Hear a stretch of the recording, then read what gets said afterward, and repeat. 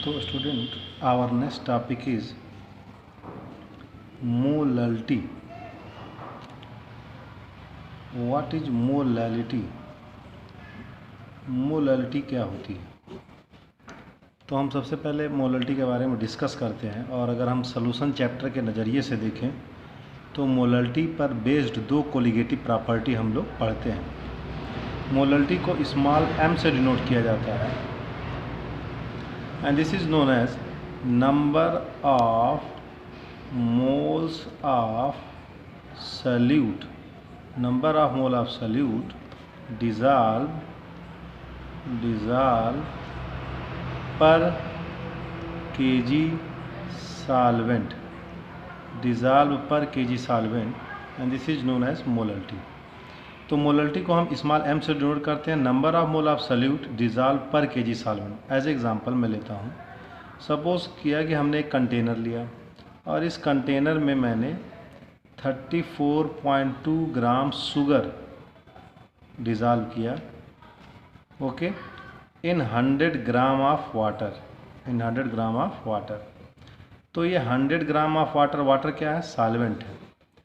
तो अगर हम सॉल्यूट, शुगर सॉल्यूट है आपका और वाटर क्या है आपका? सॉल्वेंट है।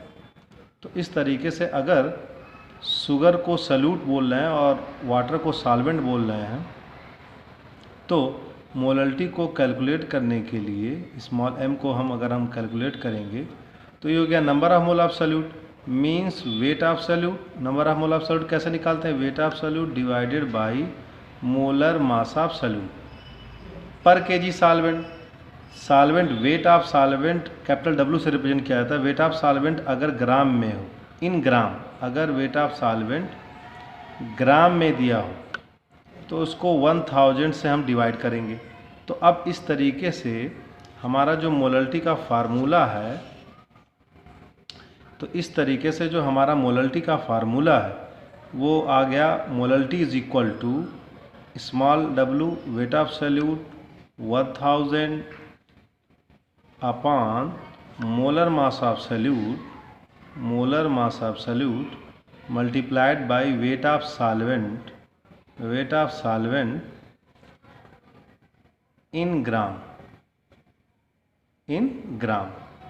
तो ये बात ध्यान रहे कि वेट ऑफ सॉल्वेंट ग्राम में होता है। अगर हम इस तरीके से फार्मूले को कन्वर्ट करते हैं तो जो आपका आंसर आएगा, अब इसको अगर हम सॉल्व करने की कोशिश करें इस पूरे इक्वेशन को, तो हम आसानी से सॉल्व कर सकते हैं।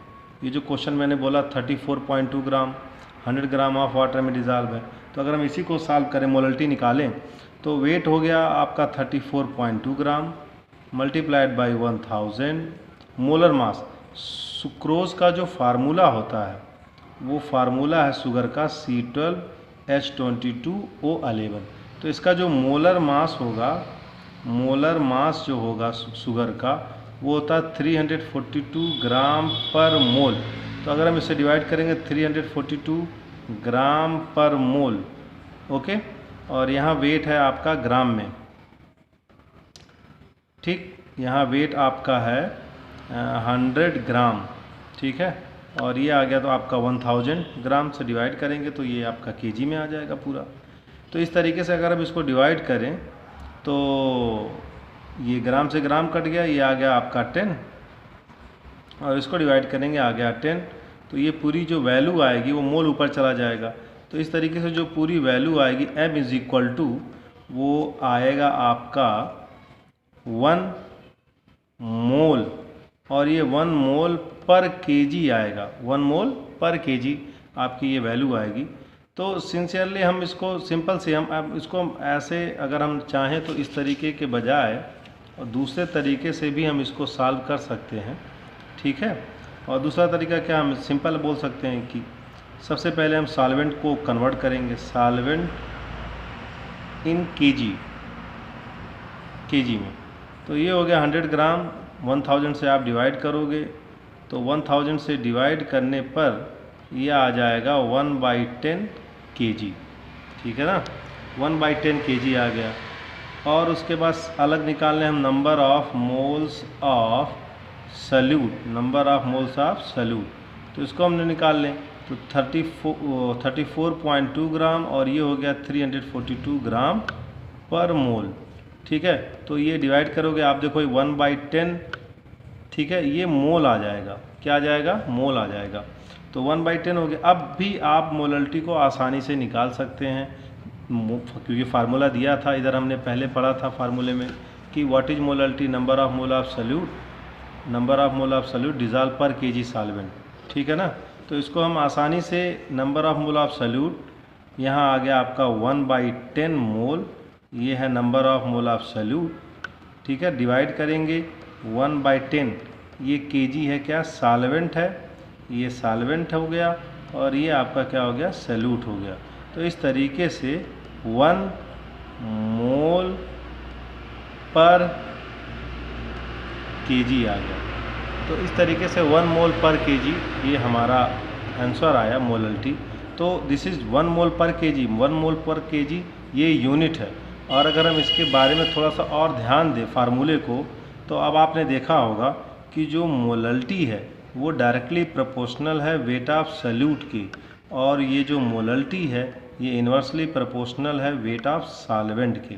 अगर सॉल्वेंट जितना हम बढ़ाएंगे मोलल्टी घटती जाएगी, सॉल्यूट जितना हम बढ़ाएंगे उतना ही मोलल्टी क्या होगी? बढ़ती जाएगी। और सॉल्वेंट बढ़ाएंगे, इन्वर्सली प्रोपोर्शनल है तो जाहिर सी बात है। अब अगर हम आए इफ़ेक्ट ऑफ टेम्परेचर की भी अगर हम बात करें, तो इफ़ेक्ट ऑफ टेम्परेचर, क्योंकि टेम्परेचर के इंक्रीज़ करने पर अगर हम टेम्परेचर को इंक्रीज़ भी करते हैं, ये क्वेश्चन भी पूछा जाता है कि अगर हम टेम्परेचर इंक्रीज़ करें तो मोलल्टी पर क्या असर पड़ेगा। तो टेम्परेचर को इंक्रीज़ करने पर वेट ऑफ सॉल्वेंट या सॉल्यूट में कोई भी चेंजेस नहीं आते हैं, इस वजह से मोलल्टी पर इसका कोई भी असर नहीं पड़ेगा। ठीक है, तो मोल पर kg, this is the unit of molality. Molality को हम स्मॉल m से डिनोट करते हैं। ठीक है, बहुत सिंपल सा कॉन्सेप्ट है। और अब इस कॉन्सेप्ट को हम लोग सोल्यूशन चैप्टर में हम यूज भी कर सकते हैं। ठीक है ना, आगे क्लास 12th में जो फर्स्ट चैप्टर सोल्यूशन, उसमें मोलल्टी कॉन्सेप्ट को कोलिगेटिव प्रॉपर्टी में इस्तेमाल किया जाता है, तो इसको हम इस्तेमाल भी करेंगे और इसके बारे में सीखेंगे भी।